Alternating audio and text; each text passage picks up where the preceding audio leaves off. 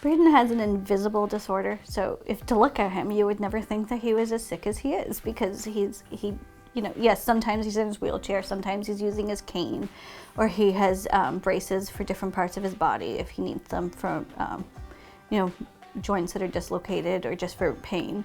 And Ehlers-Danlos is a genetic disorder where his body makes faulty collagen, which is the most abundant protein in your body. It literally is the glue that holds your body together at your joints, your skin, your eyes, your internal organs, everything. So it affects him everywhere.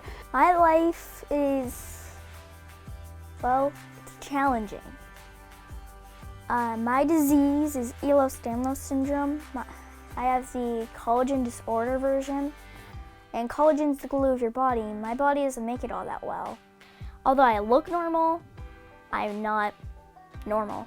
We have our rough days, we deal with them, we talk about them, we cut up on the couch, but for the most part, he's just so happy. Brayden's always willing to do anything for anybody, always wants to help everybody out. When he was 5, almost 6 is when he really started having symptoms, the pain, the fatigue, the weakness.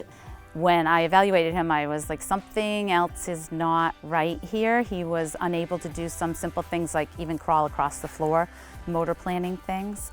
And so called the doctor back and said, I'll see this little boy, but there's something else that's going on with him. And it was his 8-year well-child checkup that his pediatrician said, I think we need to start looking into genetic testing for him to see if it's a genetic disorder.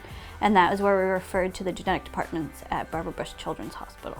It started out as a normal checkup, the height, the weight, blood pressure, your lungs, all of that stuff. And then Dr. Smith came in, and she was fantastic with Brayden. Brayden is a natural curiosity of how things work, so she really took the time to explain to him how his body worked. She really helped assuage our fears and, help us figure out what was going to be the best course of action for him and for his future. It causes issues with his eyes because your eyes are muscles. His eyes are weak, so they don't work well together, which is hard for him to read and write. His fingers dislocate, so we're working on different ways for him to hold utensils and pencils and things like that. He's in a lot of pain all the time.